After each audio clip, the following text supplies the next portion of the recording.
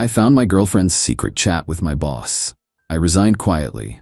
Then on my last day, I sent HR the screenshots. He was fired. She was evicted. I moved on.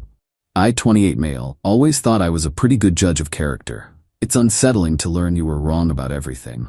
My girlfriend, Hannah, 26, and I have been together for 3 years, living together for 2.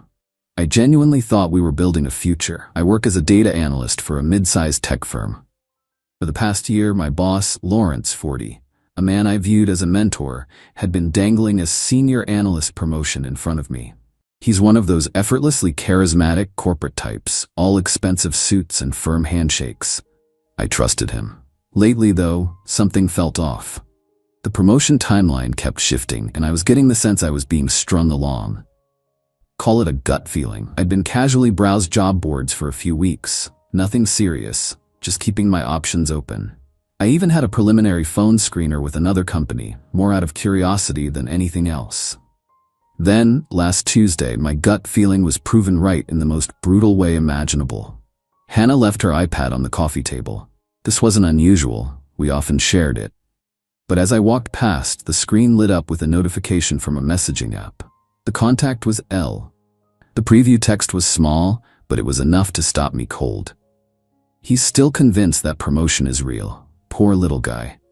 My blood turned to ice. It had to be Lawrence.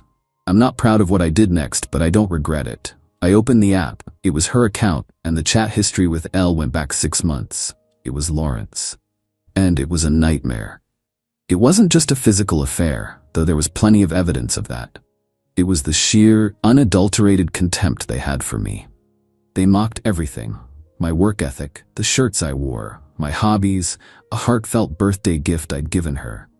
But the real devastation was the professional sabotage. Lawrence was feeding her confidential information about my performance reviews before I ever saw them. He was telling her about projects I was being considered for, then laughing with her about how he was going to assign them to someone else to keep me hungry. That senior analyst promotion, the one I was pulling 60-hour weeks to earn, it was a complete fiction, a management tool, a carrot on a stick to keep his workhorse productive. One message from Lawrence burned itself into my memory. Lawrence, he's a good workhorse, does the work of 2 people for the price of 1. Can't lose that, can we? I'll keep stringing him along until the Q4 reports are done. And Hannah's reply, the one that truly broke me. Hannah, my hard-working man, just make sure he gets a big enough bonus to pay for that trip to Italy I want. You can come meet us there, lol. I was sitting on my own couch, in the apartment where I paid 70% of the bills, reading about how my life was a joke to the 2 people I trusted most in the world. There was no yelling, no throwing things. The hot rage I expected never came. Instead, a strange, icy calm settled over me. This wasn't a problem for a screaming match. This was a problem that required a scalpel. I spent the next hour meticulously screenshotting every part of their conversation. The romantic texts, the professional backstabbing, the casual way Lawrence shared sensitive company data, the mocking of our life together. Everything. I saved the images to my phone, then uploaded them to 3 separate, secure cloud drives. I went to my desk and opened my laptop. That phone screener I'd had last week suddenly felt like a lifeline. I emailed the recruiter back immediately, expressing my enthusiastic interest in moving forward with the process. Then, I spent the rest of the night tailoring my resume and applying to 5 other senior analyst positions that were a perfect fit. The next morning, I woke up, made coffee, and kissed a sleepy Hannah goodbye as she left for her job at a boutique. I was a ghost. She didn't sense a thing. The recruiter from the first company emailed me back within an hour, asking to schedule a technical interview. The next week was a blur of interviews. I was fueled by a cold, quiet fury. By the following Monday, I had 2 competing job offers. One of them, from the company I'd contacted first, was a 20% salary increase, a better title, and fully remote. I accepted it on the spot. The next day, Tuesday, exactly 1 week after I discovered the messages, I walked into Lawrence's office and placed my resignation letter on his desk. Standard 2 weeks notice. The look on his face was a perfect blend of surprise and irritation. Whoa, Austin, what's this? A bit sudden, isn't it? We were just talking about your future here. A better opportunity came up, I said, my voice flat and devoid of emotion. It was too good to pass up. He leaned back in his chair, his smug corporate smirk returning. Well, you gotta do what you gotta do. I hope they're paying you well. You're leaving a lot on the table here, you know. That promotion. I know, I said. It's a shame. My last day will be 2 Fridays from now. I turned and walked out before he could say anything else. Telling Hannah that night was a preview of the entitlement to come. Her first question wasn't about my happiness or career. You what? You quit your job without even talking to me? What about our plans? The apartment? You know I can't afford this place on my own. I'll cover my share for another month after I'm gone to give you time to sort things out, I said calmly. A crucial detail was suddenly at the forefront of my mind. The lease is solely in my name. She was fuming, but she thinks this is about me being impulsive and selfish. She has no idea what's really happening. I have 9 more work days.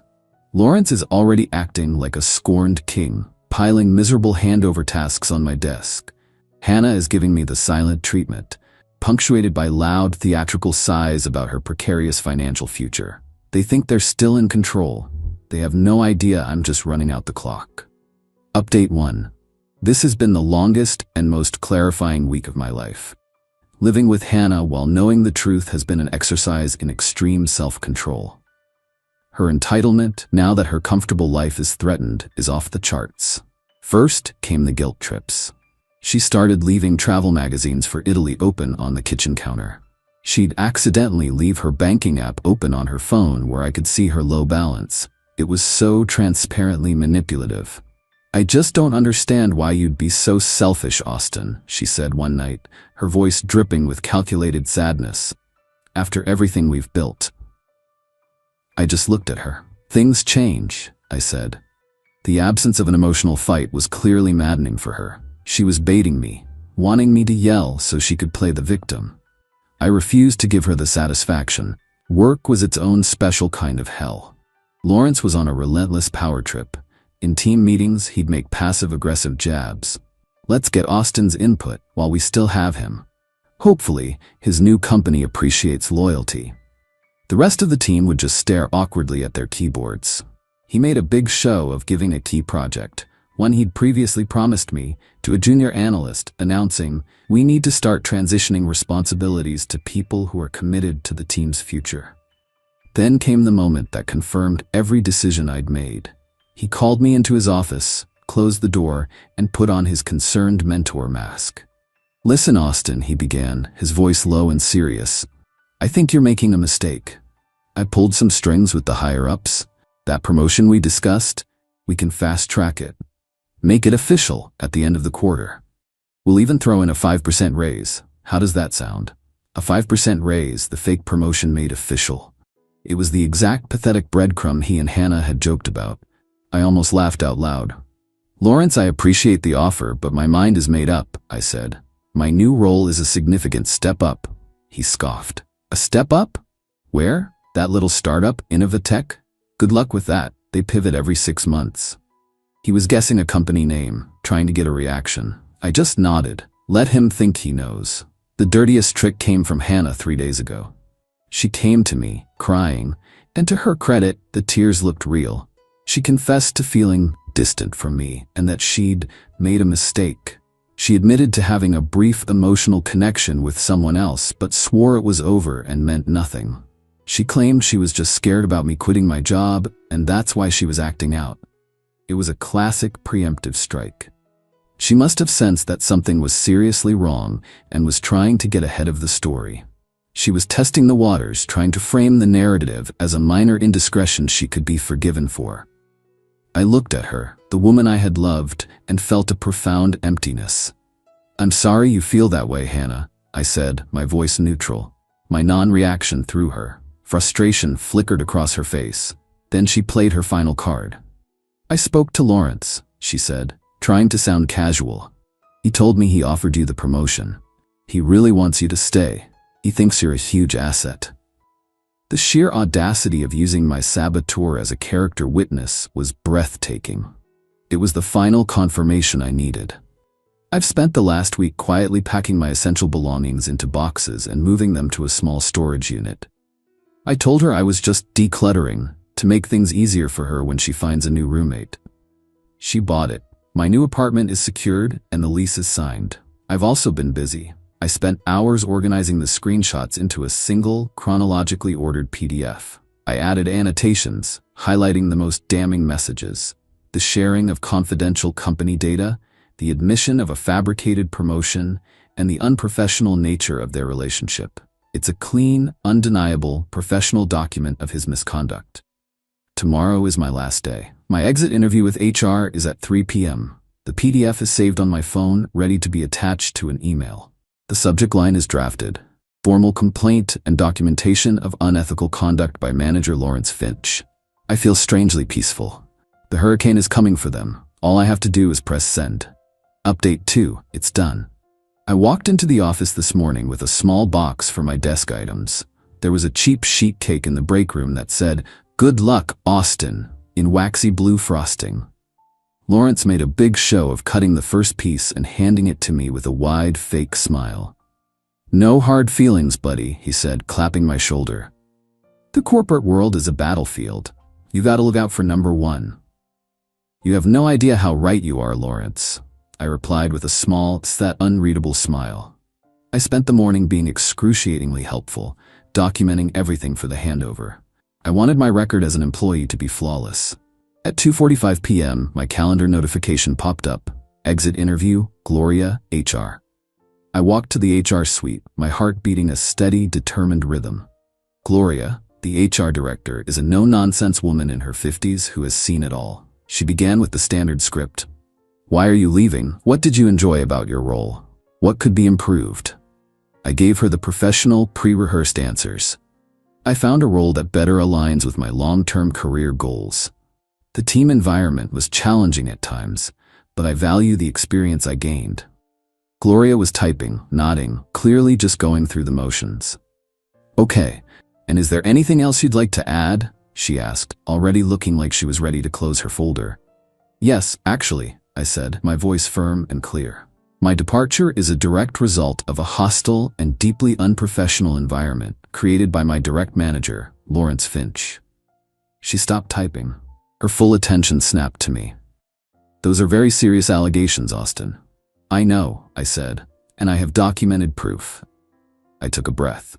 "I am about to send you an email. It contains a PDF with time-stamped evidence of Lawrence sharing confidential company information, admitting to fabricating a promotion to manipulate my workload, and engaging in an inappropriate relationship with my partner, all of which has caused me significant distress."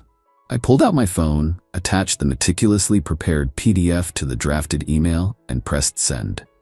I looked at Gloria. The email has been sent. Her face was a mask of professional neutrality, but I saw her eyes widen as she opened the email on her monitor. She clicked open the PDF. She scrolled and scrolled. The silence in the room was absolute, broken only by the quiet clicks of her mouse. I watched her pause on the annotated sections detailing his breach of confidentiality. I saw her expression harden as she read the messages where they mocked me. After what felt like an eternity, she looked up. The bored HR drone was gone, replaced by a corporate sentinel protecting her company from a massive liability. "Mr. Davies," she said, her tone now ice. "Thank you for bringing this to our attention in such a clear and documented manner. We take these matters with the utmost seriousness. A full investigation will be launched, effective immediately.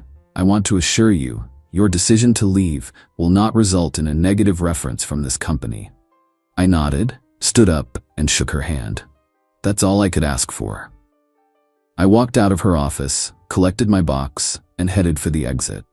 I saw Lawrence across the office, laughing with another manager. He caught my eye and gave me a little good luck wave.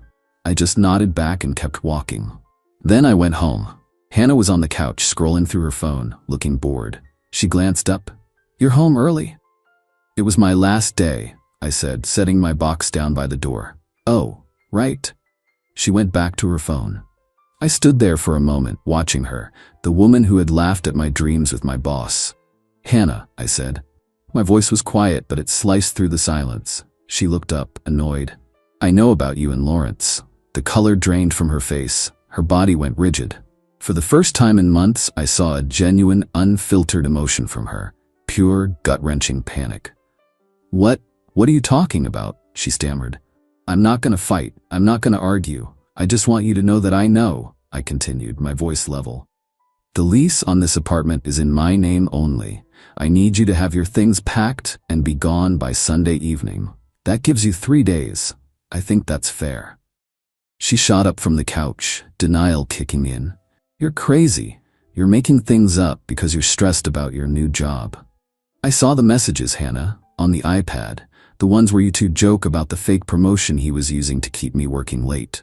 The ones where you plan to meet up. All of them." The denial shattered, replaced by white-hot fury. "You went through my private messages? That's insane. You have no right.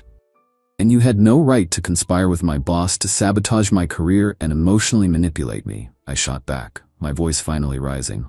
"He promised you things, didn't he? A better lifestyle? What do you think happens to those promises now that he's about to lose his job?" Her eyes widened in horror. "What did you do?" I told the truth, backed by evidence. I sent HR a detailed report of his conduct. His career at that company is over. She just stared at me, her mouth opening and closing silently. The entire foundation of her secret life, her leverage, her affair, her financial safety net, had just been obliterated. And she was only just beginning to understand it. "You can't do this," she whispered, her tears a mixture of rage and self-pity. "You can't just kick me out. I have nowhere to go." "That sounds like a problem you'll have to solve," I said, turning and walking to the bedroom to pack an overnight bag. I wasn't spending another minute under that roof with her. "Sunday, Hannah, be gone." I left her standing alone in the living room, a storm of her own making finally breaking right on top of her. Final update. It's been 2 months. Life is quiet, and I'm finally realizing how much I needed that quiet. The fallout was as messy and satisfying as I'd anticipated. I got a call a week after my departure from Catherine, a former coworker I trusted. She told me the office was in chaos. Lawrence was put on administrative leave the day after my exit interview. He was officially terminated about a week after that.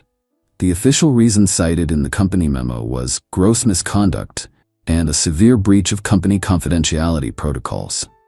The affair was the office gossip, but the documented, professional sabotage was the legal hammer that sealed his fate. He didn't fight it. He was just gone. Hannah, predictably, did not go quietly. She spent the next 3 days bombarding my phone with every tactic in the book. Screaming voicemails, tearful I can change texts, and messages from her friends calling me a monster. When Sunday came, I brought 2 of my friends with me to the apartment to move my furniture. She was there, frantically shoving clothes into duffel bags amidst a sea of cardboard boxes. She looked exhausted and furious. From what I could piece together from her angry muttering, she had called Lawrence for help. He apparently told her to lose his number and that he had his own legal crap to deal with. Her safety net, the man who was supposed to fund her life, had cut her loose the second he lost his power. As we were moving my couch, I saw the ridiculously expensive Breville espresso machine on the counter, the one she insisted we needed. I remembered her text to Lawrence about my bonus paying for their trips. I stopped and pointed at it. "I'm selling that." She shot me a look of pure hatred but said nothing. She knew she had no ground left to stand on. I heard later from a mutual acquaintance what happened next. Hannah, remembering Lawrence's snide comment, actually drove to the physical office of Innovatech, the startup he had named. She apparently went to their reception and demanded to see me, causing a confusing scene until the receptionist confirmed they had no employee by my name. The public humiliation of her chasing a phantom lead provided a small, grim sense of satisfaction. Last I heard, she moved back in with her parents 3 hours away. I sold the espresso machine on Facebook Marketplace for $400. I called it my severance package and used the money to buy a huge, comfortable armchair for my new place. It felt like a worthy trade. My new job is everything the old one wasn't. The work is challenging, my colleagues are professional, and my boss is a normal person who talks about her garden. The amount of mental energy that's freed up when you're not living in a state of constant low-grade betrayal is astounding. I won't pretend it's a perfect, happy ending. It's not. There are nights I feel a pang of something, not for Hannah, but for the 3 years I lost, for the future I thought I was building. Grieving for a life that turned out to be a well-constructed lie is a strange, hollow process. But I'm rebuilding. I'm reconnecting with friends, enjoying my own space, and remembering what it feels like to trust my own judgment again. A few weeks ago, I got a short message on LinkedIn from Gloria, the HR director. "Gloria, hope you're well, Austin. Just wanted to say thank you again. You helped us address a significant issue. Wishing you all the best in your new role." I didn't orchestrate some grand, explosive revenge. I simply documented the truth, removed myself from the blast radius, and allowed their own actions to create the consequences. They built their own guillotine. I just handed them the rope. And then I moved on.